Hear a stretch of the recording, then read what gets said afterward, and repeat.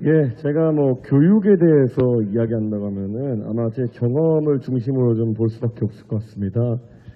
제가 이제 그 서울에서도 지하철 종점에 해당하는 원래 상계동 출신인데, 제가 그 서울의 그 북쪽 끝인 상계동에서 어릴 때 자라면서 항상 이야기 많이 들었던 거는 공부 열심히 하면 나중에 좋은 일이 있을 거야 라는 이야기 많이 들었습니다. 대한민국의 어디에서나 그런 이야기를 들으면서 다들 자라겠지만은 저는 그건 믿고 진짜 공부 열심히 했습니다.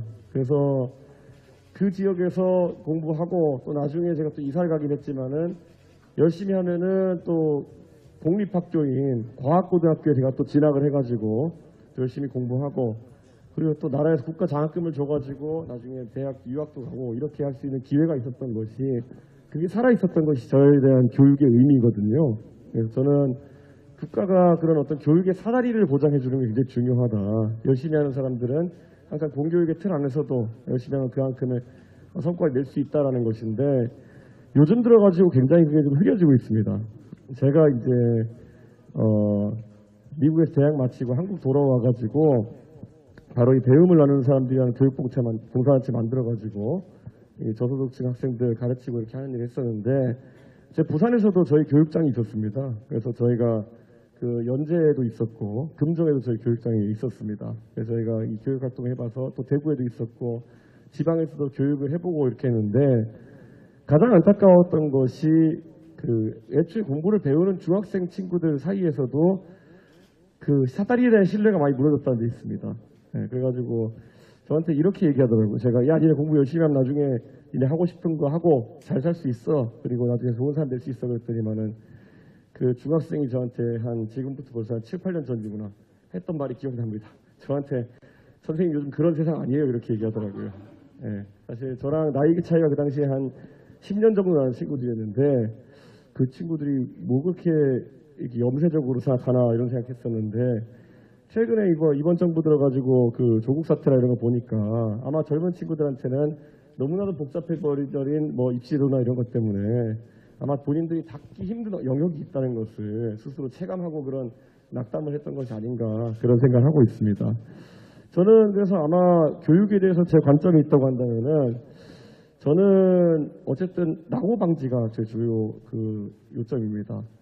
제가 교육봉사단체 하면서 가장 놀랐던 거는, 제가 그 보통 기초생활수급자 또는 차상위 계층 자녀들을 많이 가르쳤는데, 그 친구들의 하는 얘기를 들어보면은 그때 이제 학교에서 수준별 이동 수업이나 이런 걸 하다 보면은 본인들 항상 낮은 반에 배치되고, 그러면 아예 학교에서 선생님들이 본인들에 대한 기대치를 낮췄다 그럽니다.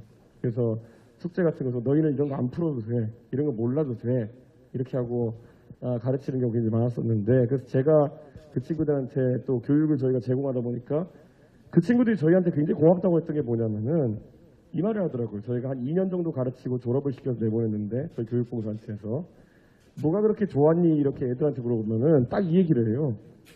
선생님, 저희에 대한 기대치를 낮추지 않아서 너무 감사하다 그럽니다.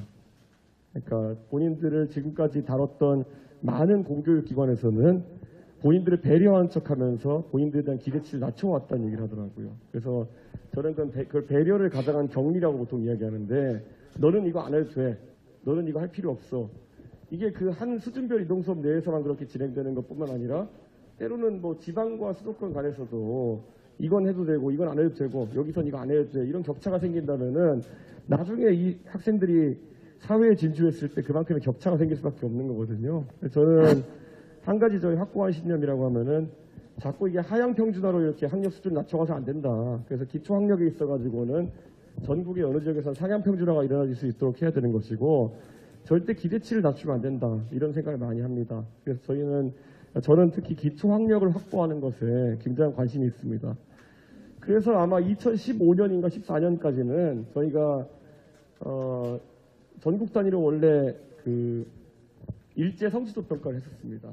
그러다 보면은 지역별로 학교별로 학생들이 어느 수준에 도달했는지 다 나와 있거든요. 그럼 거기에 대해서 부족한 지역이나 학교에 대해 가지고는 좀 더 투자를 하고 이런 것이 가능했었는데, 지금은 학교별 편차를 알기가 어렵습니다. 아무리 중앙에서 저희가 통계를 들여본다 하더라도 수능 보기 전까지는 어떤 지역에서 어떤 교육 패턴이 나오는 거 있는지 저희가 파악할 통계 자체가 없습니다. 그러다 보니까 다 이미 교육이 지역에서 망가지고 난 다음에서야 저희가 개입해가지고 해결할 수 있는 것이겠죠. 그래서 저는 이 지금 우리 사회에서 벌어지고 있는 여러 가지 기초학력 저하를 해결하기 위해 가지고는 뭐 그게 어차피 일제고사를 본다 하더라도 그걸 아이들한테 다 점수 주고 이렇게 할 필요 없지 않습니까? 아이들 기죽이려고 이제 보는 시험 그런 거 아닙니다.